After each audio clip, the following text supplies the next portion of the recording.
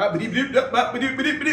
hi, welcome to the Potato Water Files. I'm Doug, and this is Potato Water. Okay, so today we're going to talk about a little more in depth about self-critiquing a painting. So, as most of you know, art is a very sort of individual solo project. You don't have a lot of people around. Unlike a band, where you're always fighting with bandmates and they're always throwing their 2 cents in and you're throwing their 2 cents out. You've got a director who's directing your music and a producer and an engineer going on. Unlike actors who have a coach that's coaching them acting, they've got a guy who wrote the play, you got a director, you got a producer. Hey, we sit down here all by ourselves, get up inside our head and start the wheels are rolling like a hamster on one of those wheels going crazy, and you get a lot of self-doubt in there and a lot of not so good stuff. And how do you know what you're doing with your painting, whether it's good or bad? Well, I am truly one of the big proponents of go get extra help from outside. Go find a fellow artist, go find someone to help you critique your painting. I'm all about that. Run it up a flagpole, see who salutes. Those are good things to do, but when you can't do that, what are you gonna do? So, without going through a giant whole list, which I've had, and we've had that in our newsletter, we've had that on the blog, we've had that all over. You can read all that, and the whole idea of what they call the poop sandwich, where you start out with something positive, poop in the middle, and something positive at the end to help someone. This is about how do you self-critique. So I'm going to go through 5 quick things, which I've talked about in previous things about setting up your composition. You're going to go through the same 5 things right now to self-critique, to see where your areas are that you may have problems. So 5 areas, I call them the 5 dominances of painting. So domination of motive, motif or motive. So foreground, middle ground, background. Domination of center of interest. Domination of direction of light. Do I have a good direction of light? Is it all coming from the same place? Do I have a 70-30 split of light? Domination of value. Do I have large, medium, small, dark, mid-tone, and light? Which one is my dominant value that I have in there? And lastly, do I have dominant temperature? I use those 5 metrics right there to critique my painting and to go through and start looking at areas on a painting to see where the problem is. Usually what happens for me is put the painting up, it's rolling along nicely. Now, don't get me wrong. We all know painting starts out good. La, la, la, la, la, and it's all so wonderful, it's great. Do, do, do. Then it sort of starts to fall off the rails, and pretty soon you're at the ugly duckling stage. Every painting has an ugly duckling stage where it started out good, the drawing was good, and suddenly you're lost in a mire of things going, oh my God, I don't know what I'm doing anymore. I'm gonna throw this out, I'm gonna throw it out. But wait, don't order yet. Do not throw that painting out. This is the ugly duckling stage and you need to work through it. You'll get through the ugly duckling stage and usually then you come out the other side and you've got a painting. This is what I call the 90% stage. So I'm gonna show you a painting that I consider at the 80 to 90% stage. Now I'm going to self-critique it because I see some problems that are coming up in it. This is where I take my painting upstairs, I hang it up in a different room and I have a look at it. And I go through and say, what do I like? What do I dislike? What's wrong with this painting? And I go through the 5 areas that we just discussed. So let's go to the painting now and have a look. We'll discuss the problems. Then we're going to go through and I'm going to show you how I fix those problems. Okay, so here we have a painting. This is probably, hang on. I have no idea what size this is. This is 48, it's a 40 by 48. So this is a large format painting. 40 by 48. So, started with a photo, fixed the photo. Here's the study up here in the corner. This is the little study that I did to kind of gauge my values, gauge my composition, to see if it's going to work. Transpose that onto the canvas and away I go. So, I'm probably 2 or 3 hours, maybe 4 hours into this painting right now, and it's coming along nicely. I really like it. I'm happy with it. I think I've got a winner on my hands, but there's some problems. I've stopped because I was like, there's a few things I don't like about it. One of the problems in my studio is I do not have a large studio. I have a tall ceiling in my studio, which is wonderful because my painting will go ooh, and go ooh, and go ooh, ooh, ooh, ooh. That's beautiful, but I have a hard time backing up and getting far enough away from it to see this painting. 40 by 48 like this, you gotta stand way back from it to get a really good gauge on what's happening. And sometimes I can't do that. So I take the painting upstairs, hang it on my fireplace, above my fireplace, or on the wall in the living room where I can sit in the kitchen and chop my carrots, because of course I chop carrots all the time because I love my vegetables. And then I can get a good look at the painting. So once I stood back from this painting, I started to realize I got a couple of problems that I'm seeing. You can't answer what the problem is in the painting unless you've asked the appropriate question. Yes, I have a problem. Great. So don't just randomly start trying to fix things when you don't have an answer to the question. When you don't even have a question. You have to have a question to get an answer. That's like trying to win the lottery. Forget it. It's not going to happen. So I take the painting up and I stare at it and I look at it until I identify a problem. So I go through the 5 stages. First of all, motive. I got large foreground, medium middle ground, small sky. Love my motive. That's good. The motif, the motive seems to be working for me. Center of interest. Go through the center of interest and say, well, where's my center of interest? I'm trying to make this work right here, so it seems to be working. I've got a secondary center of interest there, maybe a tertiary there, creating a nice triangle within the painting that's going to hold the viewer's eye in. But what I noticed is, as I come down through this here, I'm like, okay, here's my center of interest, which is good right there. I like that, but something's tingling in my brain. My spidey senses are going off. So I say, okay, let's hold on to that thought for a sec. Let's move along and say, what do we got for direction of light? I got a strong direction of light. Nothing in here is 50-50. So I've got 80% dark, 20% light. 70% dark, 30% light. 70% dark, 30% light. So my distribution of lights and darks is working in an uneven pattern that's going to make something very, very interesting. All right, so I'm happy with this. Value-wise, I have a large amount of mid-tone, medium amount of dark, and a small amount of light in there. So I have unequal distribution of light, medium, and dark. I'm liking that, so the whole balance is coming along. So this is 70% cool, 30% warm. So I have a dominant temperature in my painting. So I'm liking that, but I go back now. What was tingling in my brain? Hang on.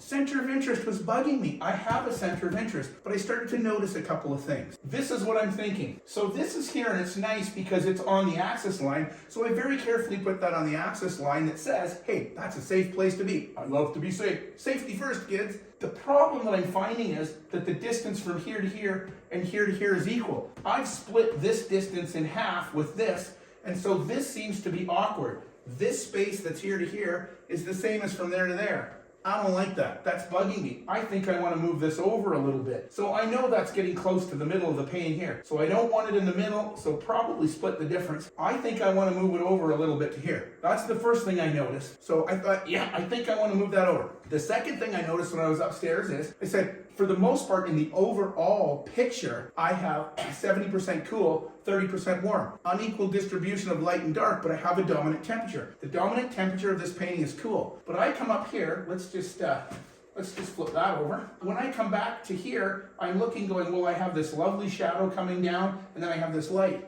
This and this are 50-50. I do not have a dominant temperature going on in here, or a dominant light dark going on. So I want one of these to stand out.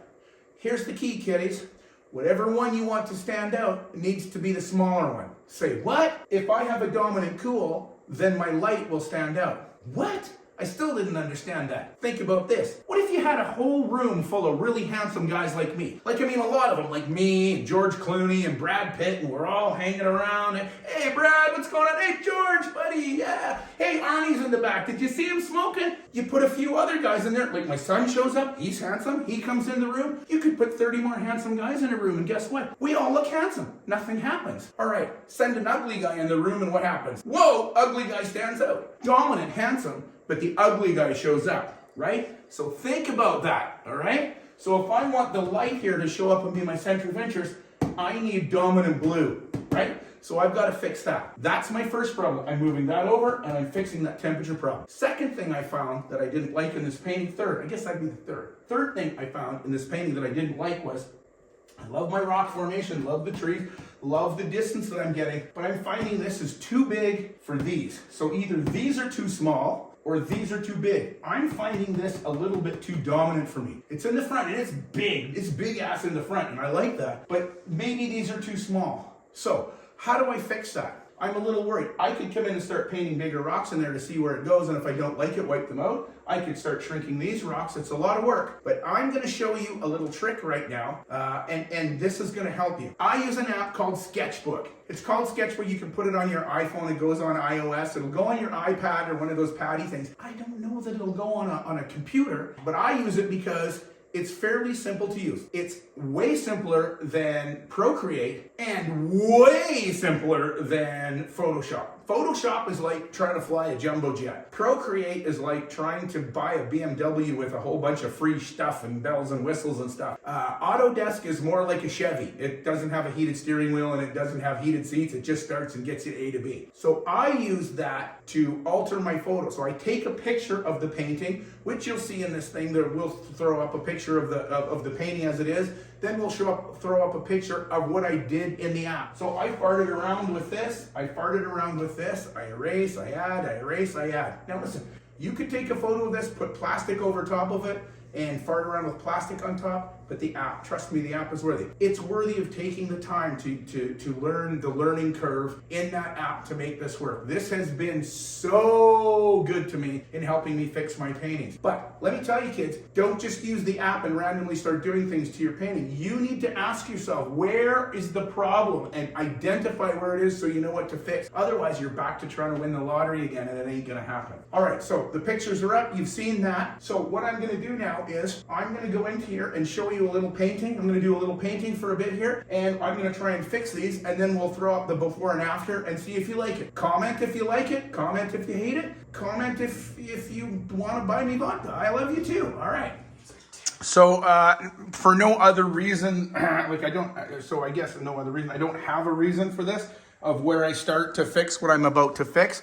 But I guess just in my head, I always work dark to light, thin to thick.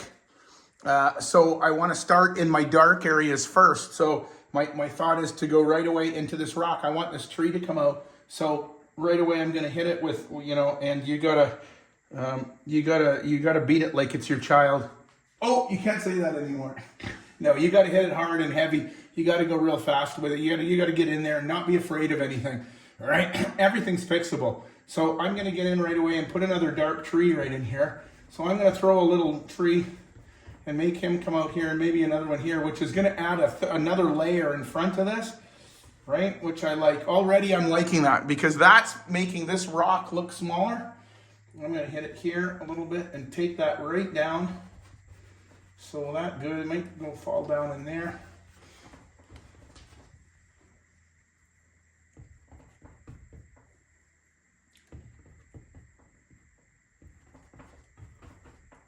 But that's already shrinking that rock. And then I find this part of the rock right here, it also is still too big. So we'll get that dark green going on in there. And we'll greenify that up. Here, and we'll make this, get some dark green. And we'll move that into there, which is helping that rock kind of look a little smaller. So we'll pull this guy down as well here and make him come down. I know it's a him. I know what sex my rocks are. Don't worry. So we'll get that going on in there. So I'm already liking that rock pile better because it's smaller. So that is making these read more like they should be, about the same size. So we'll just put the worm on there now. Now, if I come in here and break this up and put a little bit of rock there and there, this guy could have a face and get that light on this side of the rock. There. So I've dropped that rock a whole lot. I'm liking that better. That's a little dookie right there, so we'll fix that. But then we'll come along and direction of light. So we want this to be small direction of small light, large shadow. So we'll do that, and little guy right here. Maybe this little guy. Again, I think that looks much better having these rocks do that. Let's get this guy going on here too. There you go. I see a little bead in there. Alright. And then this does not end like that. It's going to have some trailers and junk and stuff coming off there. That's better. There you go. So I already like that better. I go back as far as I can in my studio and I stand back and I say, okay, that's much better.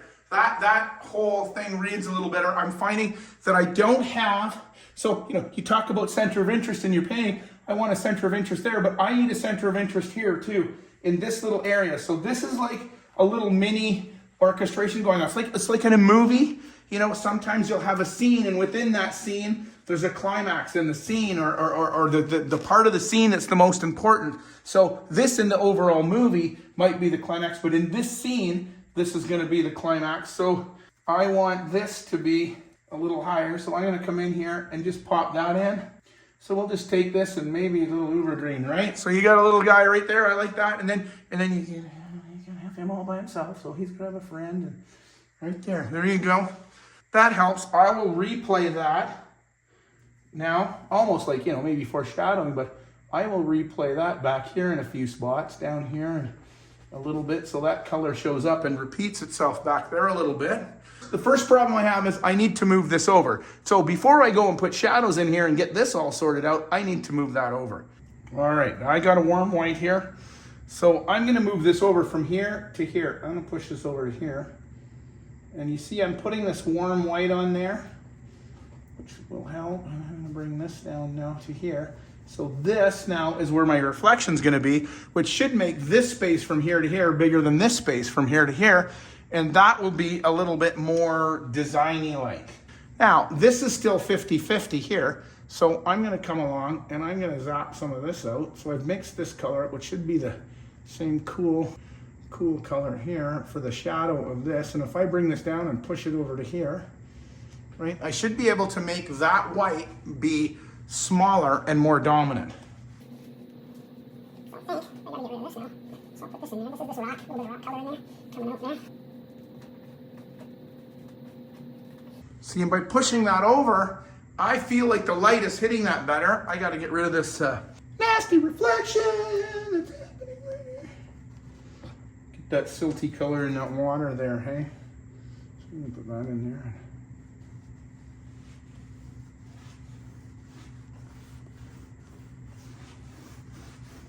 Get that all done. See, that's reading much better to me, and I'm way happier with that. Oh, wrong brush. So Morse code on the snow. And then this is the reflection. And then of course you don't want it to be a monstrosity like that. Oh, my big brush is very dirty. We'll put blue on there, and now we'll just do this. So you just come along real softly.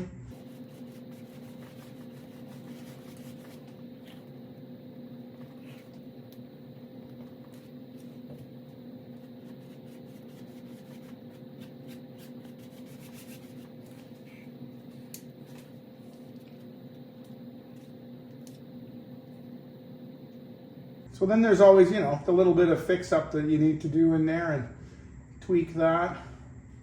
And an anchor, you need an anchor underneath there. You gotta put that dark, you come along with this dark underneath here and anchor a bit of that down so it sits down for you.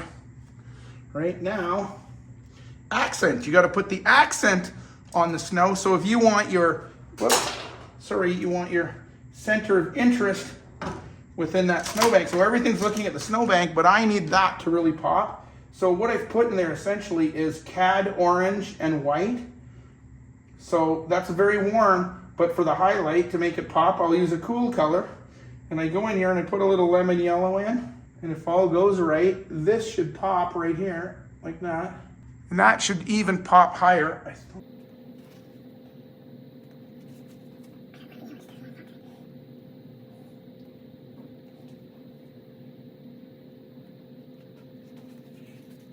There, that looks like the light is coming down. The sun is hitting that and smacking her. Really good. I like that so much. I want a couple little dots there. Like that. Look at that. Oh, I do like that. A bit of snow maybe right there. And a little guy. Oops, that was wet. There you go. So you got a couple of those. You don't want that to be all by himself. Maybe on this side, because this is in shadow, we'll put a little blue right there. We can have some blue coming across there. Anyways, there's more to do on the water. There's more to do in these trees over here. I haven't gotten to that yet. I'll resolve that after, but I needed to fix what was wrong right away. I would rather not finish the painting and then go into the fix. Let me fix whatever is wrong in the painting as soon as I think that it's wrong. That way, if there's nothing wrong in the painting, a wrong thing will show up. If you have 30 things that are wrong in your painting and you paint another wrong thing, it'll never show up. Richard Schmidt always says, just don't paint anything wrong and the painting will be fine. I know that sounds very facetious of him to say, but he's not wrong in the sentiment that as long as you're always always trying to make things right, then wrong things will show up. So that's what we do. We just try to keep painting right things. Anyways, I hope this helped, and enjoy your potato water, and comment please if you got any comments. I love you all. What does the guy say? Good luck and good night. I love you.